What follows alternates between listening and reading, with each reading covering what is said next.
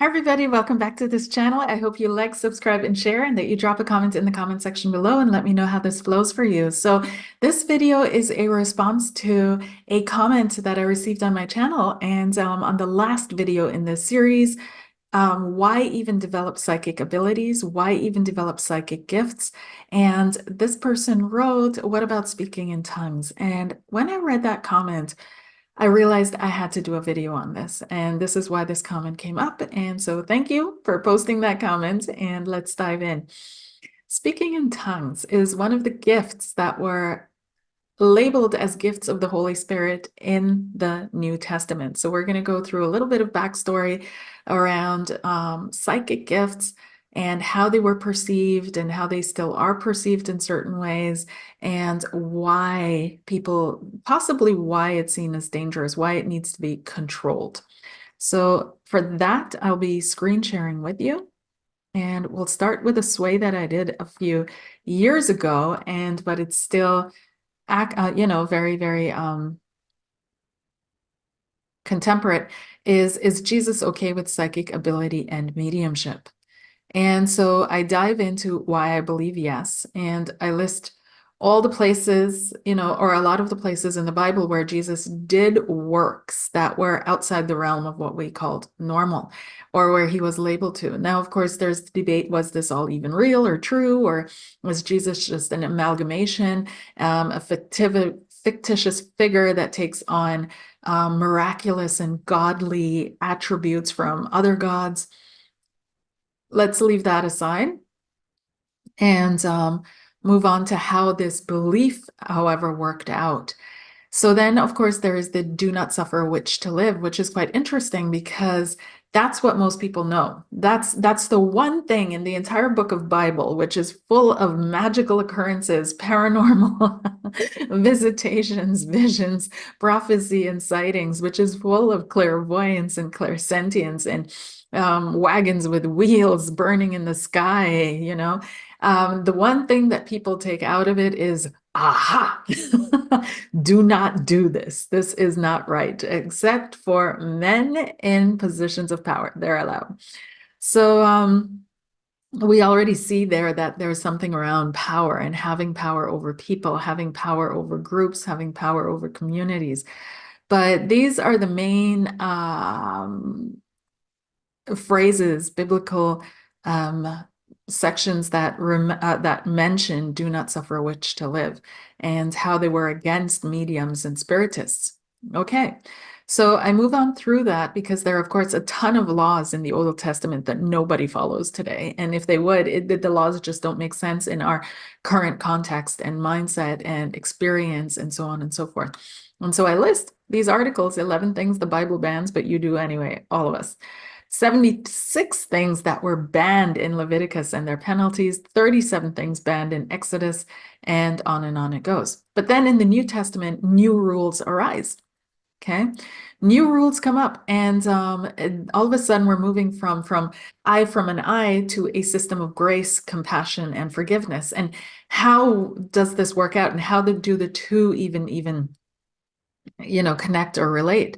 So what was given to me to say in regards to that, in regards to the Old Testament being applicable and true, even though it is in some ways opposite to what's being taught in the New Testament, what was given to me to say, I wrote down here, and you could call that a channeling if you want.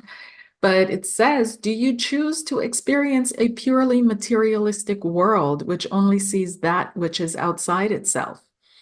Because if you're in this materialistic mindset, and as you can see, there's no judgment in it, is what's your choice? What do you choose to experience? What do you choose to believe? Because if this is your framework that you're living in, then these are the rules that that framework will set up, or that it abides by, or the rules that will keep order within a specific framework of consciousness.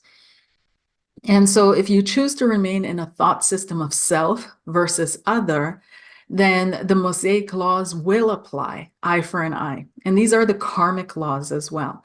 So again, if you're sitting in you're a child in a schoolyard, there's the example on the right. and one kid comes and takes your Tonka truck away. So usually the other child is going to scream, is going to run after the kid with his Tonka truck and yank his Tonka truck back. And sometimes that kid will, whack him all and just get really angry.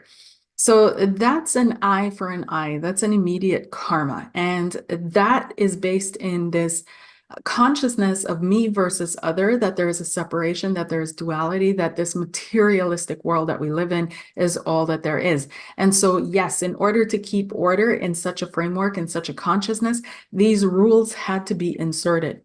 So this higher consciousness is giving me that insight. This is how peace and order is kept, is through law and order. Moving into, though, the New Testament, which opens up into us up into a state of grace, of constant connection to source, surrender of all egoic decisions to source, of having love being the constant only and first and last intent, then no, the old Mosaic laws do not apply, for they have been converted by the Christ consciousness. And in the New Testament, Jesus says he hasn't come to remove the old laws, but he's adding onto them. So the old laws apply if you're in that mindset, right? So if you're in grade 3, these are the rules of grade 3. If you're in grade 10, these are the rules of grade 10. And you can interchanging them is going to be, it'll work, but it'll be difficult because the others, you can't expect them to play by the same rules that you're playing by. So there's a natural separation that kind of happens. So moving onwards, and we bring up the cities and the gifts of the Spirit. And in the Old Testament, I'm going to share that with you in just a second. In Isaiah 11:22-6, it describes what the gifts of Spirit are. But then also in multiple places in the New Testament, and we'll go through it in just a second, like I said, where Paul in Corinthians, Paul speaks of the gifts of Spirit, which are the word of wisdom, the word of knowledge, faith, gifts of healing, working of miracles, prophecy, discerning of spirits, diverse or different kinds of tongues, interpretation of different tongues. And I wrote, it lays psychic ability out right there, right? Because what is the discerning of spirits but mediumship? Like if you're not communicating with the spirits in some way, shape, or form, then how are you going to discern them? Or channeling, right? Diverse or different kinds of tongues. As this person had asked me, she'd spoken in tongues twice. What does that mean? Interpretation of different tongues.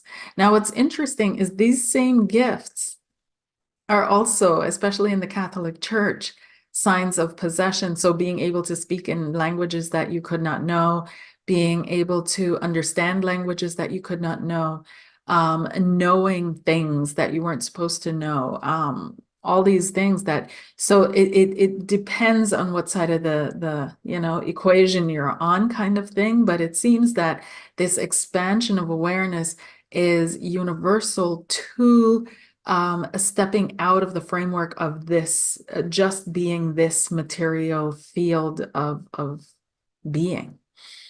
So moving onwards, we speak of the cities in this way, and I'll link it again. Like I said, I'll link all the things in the description box below.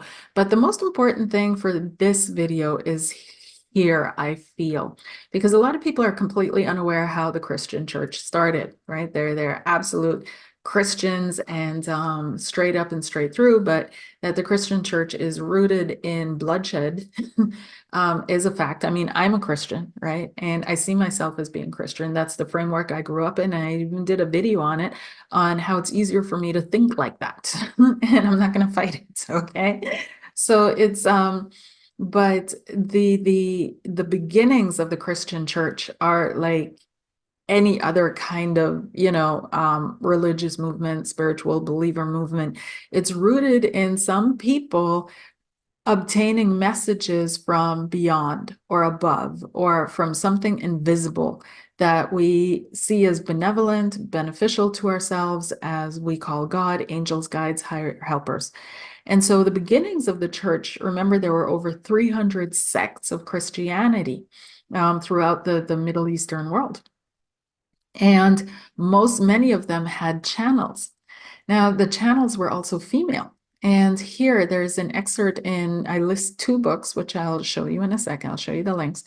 But there's an excerpt here that says there was never a uniform excommunication of new prophecy adherents, and this was on Montanism, one of the many sects in Christianity at the time.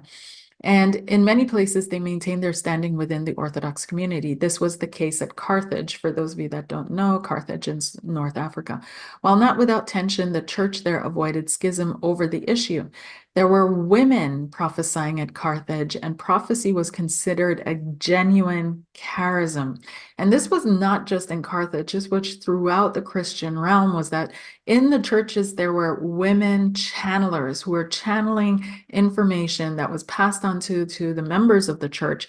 And it was seen as coming from the divine, coming from God. Of course, this was a problem. This was an absolute problem in the eyes of the church fathers, as well as, of course, the emperors and leaders. So it goes on. So what the heck happened? The Edict of Thessalonica happened. And that is the foundation for the church today, is this Edict of Thessalonica. And why that happened, right? So after the first Nicene Council, which is the church fathers coming together to determine what should go into the Bible, what constitutes Christian faith, and so on and so forth, an edict was signed by three emperors. And the result of this edict was it reaffirmed a single expression of the apostolic faith as legitimate in the Roman Empire: Catholic, which actually means universal, and Orthodox, which means correct in teaching. And so it so happened that the emperors that signed the edict uh, believed in the religion or a certain sect or a certain direction of Christianity. And this sect of Christianity became the foundation of the church today. And so they were signed by Gratian Augustus and Theodosius Augustus and one more. And so the religion for an entire continent, age, and era was set by three men.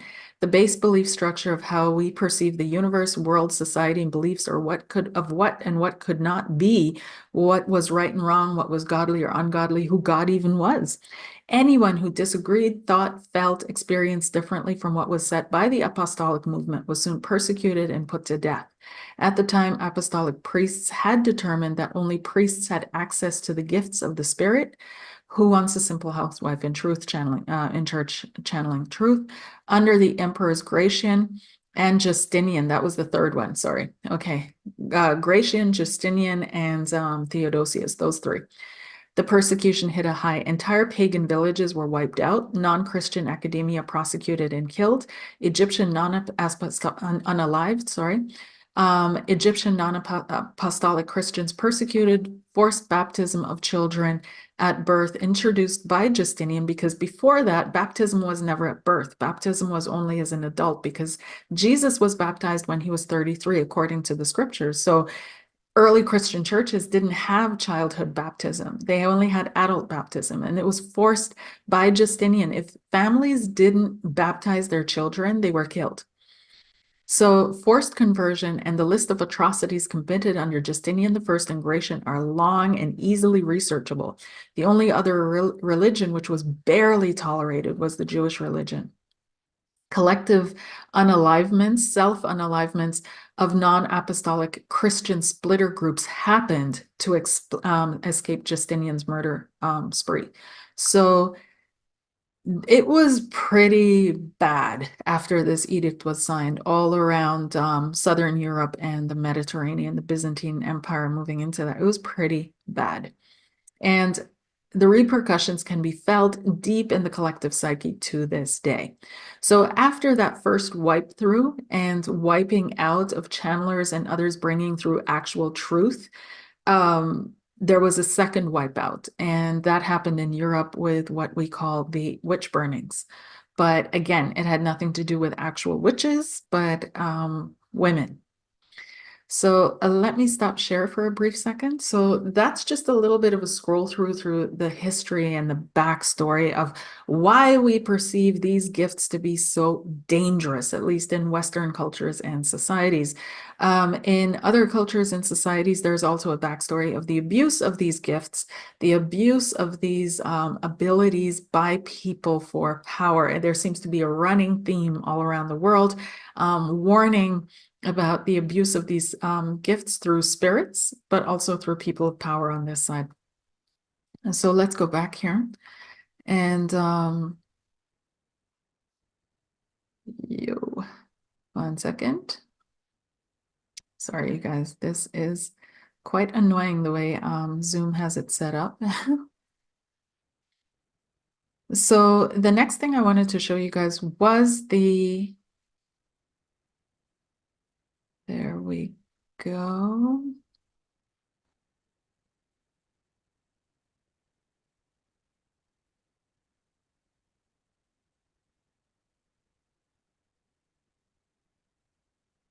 Okay, was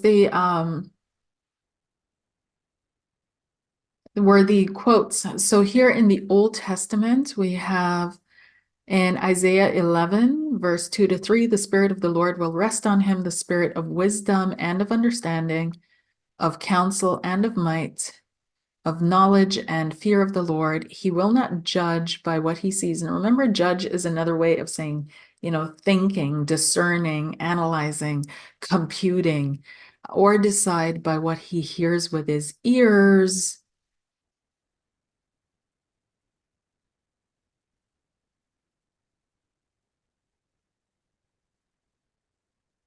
But with righteousness, he will judge the needy, and with justice, he will give decisions for the poor of the earth.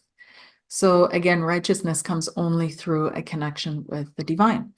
Then if we're looking towards the New Testament, they write it out several times in the New Testament. So for example, in Romans 12, 3 to 8, for by the grace given me, I say to every one of you, do not think of yourself more highly than you ought, but rather think of yourself with sober judgment in accordance with the faith that God has distributed to each of you. For just as each of us has one body with many members, and these members do not all have the same function, so in Christ, we, though many, form one body, and each member belongs to all the others. We have different gifts according to the grace given to each of us. If your gift is prophesying, then prophesy in accordance with your faith. If it is serving, then serve. If it is teaching, then teach. If it is to encourage, then give encouragement. If it is giving, then give generously. If it is to lead, do it diligently. If it is to show mercy, do it cheerfully. So he's acknowledging all the various gifts that humans bring to each other, that the energies, the awareness, and the consciousness that humans bring into an interaction with one another, into this world that we live in, right? So in Corinthians, it says here concerning spiritual gifts, um, there are different kinds of gifts, but the same Spirit distributes them. There are different kinds of service, but the same Lord. There are different kinds of workings, but in all of them and in everyone, it is the same God at work. Now, to each one, the manifestation of the Spirit is given for the common good. To one, there is given through the Spirit a message of wisdom, to another, a message of knowledge by means of the same Spirit, to another, faith by the same Spirit, to another, gifts of healing, miraculous powers, prophecy, distinguishing between spirits, to another, speaking in different kinds of tongues, and to still another, the interpretation of tongues. All these are the work of one and the same Spirit, and he distributes them to each one just as he determines. Then in Galatians, moving through the internet nowadays is pop-up after pop-up. I'm like so sick of this. But anyways, but the fruit of the Spirit is love, joy, peace, forbearance, kindness, goodness, faithfulness, gentleness, and self-control. Against such things there is no law. That's also true. And in Ephesians, there is this note. This is why it says, when he ascended on high, he took many captives and gave gifts to his people. So that's what they sometimes refer to when they say, it says, it's always also in the Bible in this quote. Anyhow, let's look at some other cultures, and for that I pulled up Buddhism or Hinduism, and which also refers to these various gifts. And here we speak about cities. So city is a Sanskrit noun which can be translated as knowledge. Remember, in the Bible they spoke about knowledge, having knowledge as well, accomplishment, attainment, the spirit of knowledge or success. And in the Visuddhimagga is one of the texts. And this text, the Visuddhimagga, please somebody tell me how to pronounce that properly. It's about yogis. It's a yogic text. And so the Hindus and the Buddhists believe that through discipline, application, meditation, yoga consistently, this would open up your spirit so you'd be able to do all kinds of things, such as flying through the air, walking through solid obstructions, diving into the ground, walking on water, and changing the elements. In the Panchatantra, siddhi may be the term for any unusual skill or faculty or ability. In Patanjali's Yoga Sutras, accomplishment may be attained through birth, the use of herbs, plant medicine, yeah. Incantations, so these mantras and the repetitiveness, self-discipline, or samadhi, so spontaneous awakening. So according to the different sources, below are the 8 classical siddhis or 8 great perfections. There's the anima, the ability to reduce one's body to the size of an atom. Mahima, the ability to expand one's body. Laghima, the ability to become weightless or lighter than air. Garima, the ability to become heavy. The ability to realize whatever one desires. The ability to access any place in the world. The ability to control all material elements or natural forces. The ability to force influence upon anyone. And there is such a thing called remote influencing. Usually people learn it after they've learned remote viewing. So in Shaivism, siddhis are described or defined as extraordinary powers of the soul, developed through consistent meditation and often uncomfortable and grueling tapas, or awakened naturally through spiritual maturity and yogic sadhana. Now, I believe personally that after looking into this for quite some time, that some of these ways to awakening or achieving different states are a masculine initiatory pathway, right?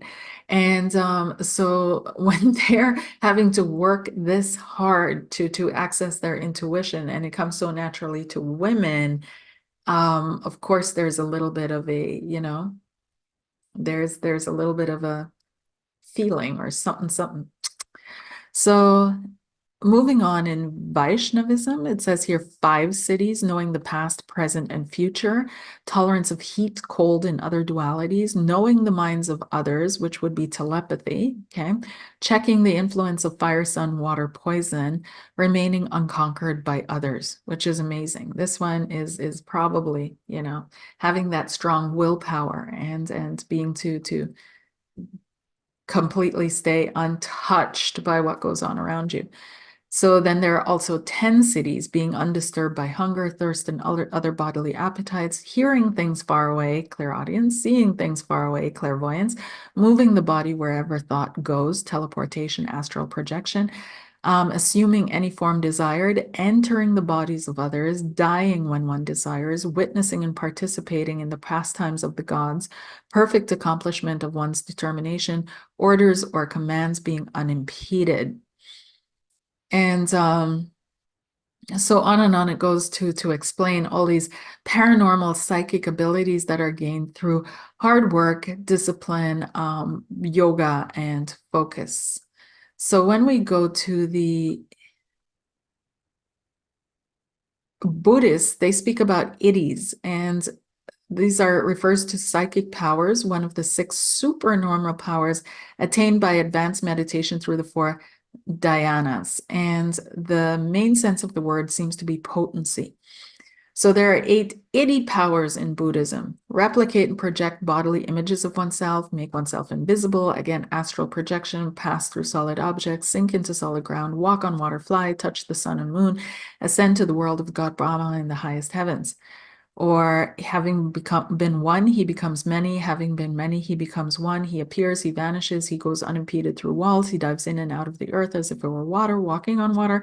He flies through the air like a winged bird. And this one is interesting because we're going to talk about the flying yogis of Maharishi, and that they actually exist and that there are yogis that do fly. He exercises influence with his body even as far as the Brahma worlds.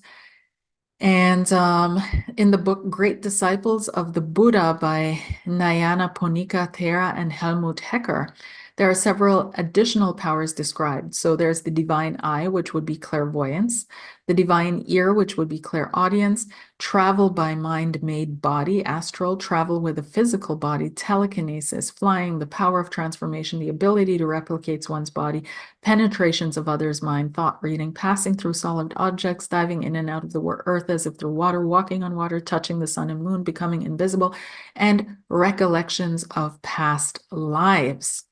Okay. So, wow, there's a lot that's being written about these abilities, and everyone warns about them, that they can be deceptive and deceiving. I have to throw that in here. Without the proper guidance, without the proper training, without the proper maintenance, it can lead you off your life's path, off your life's track. Here it's called abhijna, and it means it's a Buddhist term generally translated as direct knowledge, higher knowledge, supernormal knowledge. In Buddhism, such special knowledge is obtained through virtuous living and meditation. So again, same, same things. Higher powers such as walking on water and through walls, divine ear, which is clairaudience, mind-penetrating knowledge, telepathy, remember one's former abodes or past lives, divine eye, again, clairvoyance, extinction of mental intoxicants, right? So it's interesting. So yes, having these abilities doesn't mean that uh yeah, you're done with your work here though, right? So this is super, super, super important. And these abilities are also not special, but they are a result of your expanding awareness. And of course, you're able to see things differently, perceive things differently, the more you realize about yourself, the more you're able to move into a space where you're not the center of your thinking all the time. So on Vice, of all places, this popped up, which is I'm a firm believer in transcendental meditation as taught by Maharishi Mahesh Yogi. For those of you that don't know, Maharishi was a yoga teacher who went to Europe, to the Netherlands or Belgium. I think it was the Netherlands. And he was brought there he was really super famous in the 60s, especially because people like the Beatles, Paul McCartney, and John Lennon would go there and be taught by him. And so he brought his teachings to Europe, and through that, it went throughout the world. And one of the things that he did was he taught yogis how to fly. There is a form of yogic flying where you are apparently, you are so in tune with yourself, the world, with God, everything, that the laws of physics no longer apply to you and your body starts leaving the ground. And it looks, they filmed it and it looks like yogic hopping. So they would hop off the ground. And some people would say, oh, they're just pushing themselves off because they would sit cross-legged with their knees and through that do a hop. But these hops are pretty high. So they'd have to have pretty strong abilities to push themselves off. I mean, you try it, sit on the ground cross-legged and push yourself off with your knees, right? So it's like there are videos that have been, you can Google them and you can see people yogic flying. So it was always short periods time. They would hover in the air and then sink back down again and then go back up and sink back down again. So it wasn't a straight flying, but the belief was that if one person could get to that level of development, that they would be able to straight fly. So this is written by the editor of Vice magazine, and he had been doing transcendental meditation since he was 5, and is also the editor of the magazine. So he wrote a whole thing on it. And the thing about the Flying Yogis of Maharishi is that he created this troupe that was supposed to bring peace to the world or help the world find peace, especially during the Balkan Wars. He would send in groups of meditators, and an acquaintance of mine, he was in one of those groups that went to the Balkans, but he was also sent on a mission to Washington, D.C. to try to bring a peaceful consciousness through his work there. They did meet with high-ranking politicians and tried to up level, but it's a thing, right? So these gifts of the spirit, again, I just wanted to show you with this video that they are real, and that we need to up level our awareness about them and maybe not see them as gifts, as something that is, yes, it is gifted to us. Yes, it is something that we can be thankful and grateful for, but at the same time, see it as something that is our birthright, that we have a duty almost to step into and to develop, that it's time to remove the shackles, not only from our physical bodies in the sense of, living the life that we live in this environment and culture that we live in, and these corporate mindsets and so on and so forth, but take the slavery out of our minds as well. And when we remove those shackles and we open ourselves up to possibilities and what we can do with our minds alone, I think that's when everything, a whole new world.